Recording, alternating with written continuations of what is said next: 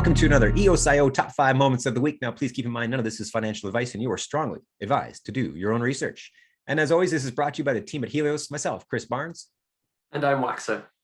So, starting with number 5, we have Telos, who have integrated with Rubic.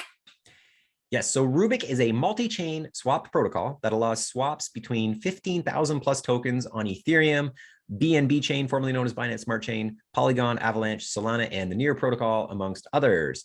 They've got 60 plus DEXs currently integrated, and I'm looking through the site, they've actually got a really nice SDK with on-chain and multi-chain swap configurations. So if you're creating an application and you want to tie in the ability to have these types of swaps, either with on-chain and multi-chain swaps, you can do that using their SDK, and now Telos is also listed as one of the tokens available. So good job, Telos, with continuing to, every other week, it would seem like they're making a new relationship. And so great to see that from Telos and EOSIO platform. And for number 4, so FIO have integrated into Indacoin. This will enable purchasing of FIO with fiat.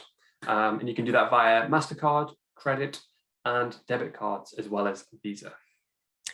Yes, so Indecoin has been in operations for over 6 years and claim to have over 5,000 users with an iOS app. So now, being FIO supported, BTC purchases can be directed to one's human readable account name versus the gobbledygook we normally see between EOS transactions. Or sorry, not EOS. What am I saying? BTC transactions. That's where the gobbledygook resides, because EOS and EOSIO use human readable names. That's one of the perks.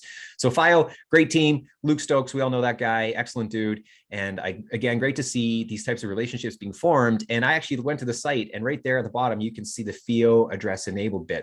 So now when you actually want to buy Bitcoin and you want to send it to your Bitcoin wallet, and you do that copy paste, and you've got that long address and you're double checking it just to make sure, because you never know, that won't happen because it's a human readable name and it's very easy. So this is a great step towards just increasing the ability for widespread adoption and making it easy for our grandmother to actually buy Bitcoin. So for number 3, we have the ENF Quarterly Report. And the part I'm interested in, the social metrics, which covers 28 blogs that have been put out this quarter, 1.8 million tweet impressions have been achieved, 37 videos with 125,000 views, and 33% Twitter follower increase. Pretty impressive. Yeah, nice to see these reports coming out and in a timely manner. I know those of us in the EOS community appreciate that. So in the document itself, they review the ENF working groups, which have the various blue papers, plus some of the additional groups that have been added, like Yield Plus and Recover Plus. They've got info on Pomelo and other funding initiatives, which there's quite a few of. And they've also got, at the end of the document, a spending summary, which informed us that 2.2 million have gone to grants, 920,000 to core code development, 817,000 to marketing, 216,000 to payroll, 142,000 to professional services, and 58K to ops and insurance.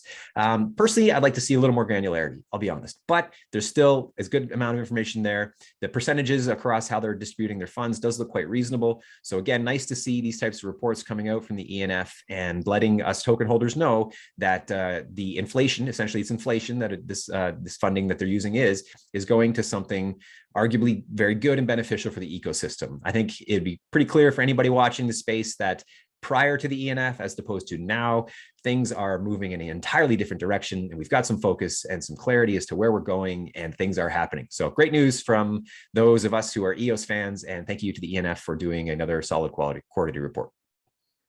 And for number 2, so the Telos Spark EVM Hackathon has announced their 7 finalists. Yes, so this was a hackathon that it was an EVM focused hackathon. It was on for about 2 months there. And so these are the final 7 projects. I think I've got 6 of them here.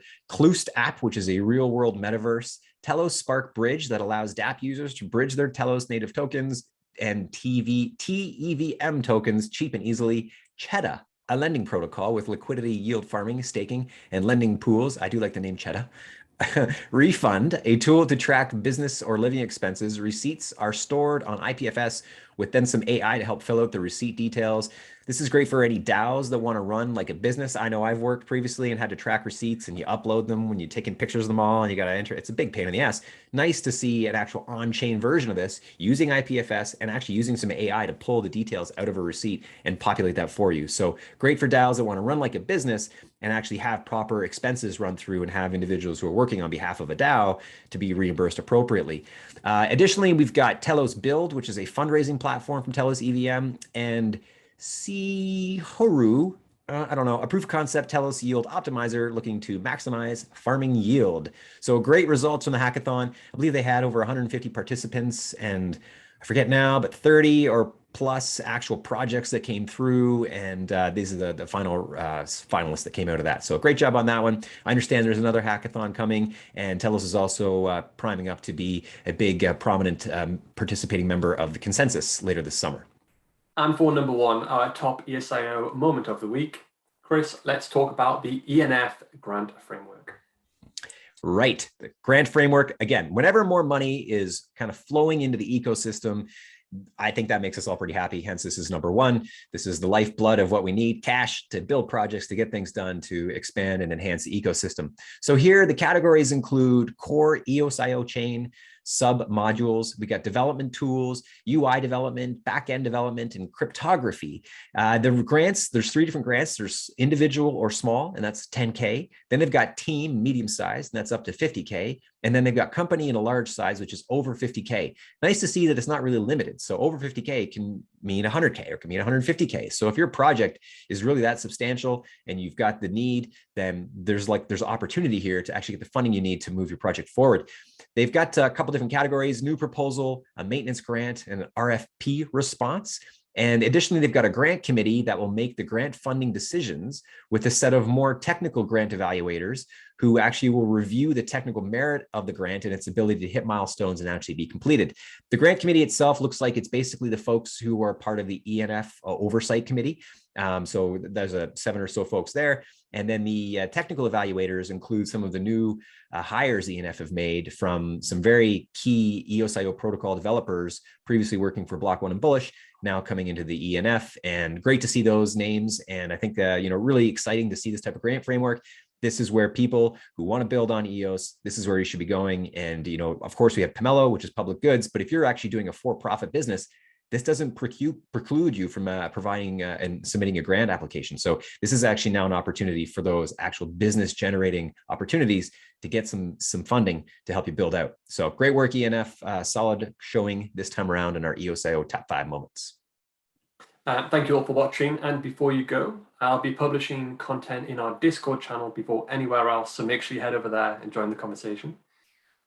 Yeah. So thanks as always for watching. Like, subscribe, all that good stuff. Share it with your friends. If you want to follow anything going on in the EOSIO space, follow us. We're trying to keep our finger on this pulse and track things as they come out. We're also be coming out with a quarterly report ourselves to kind of do a state of the chains and looking at some of the highlights from each of the EOSIO chains as they progress through Q1 of 2022.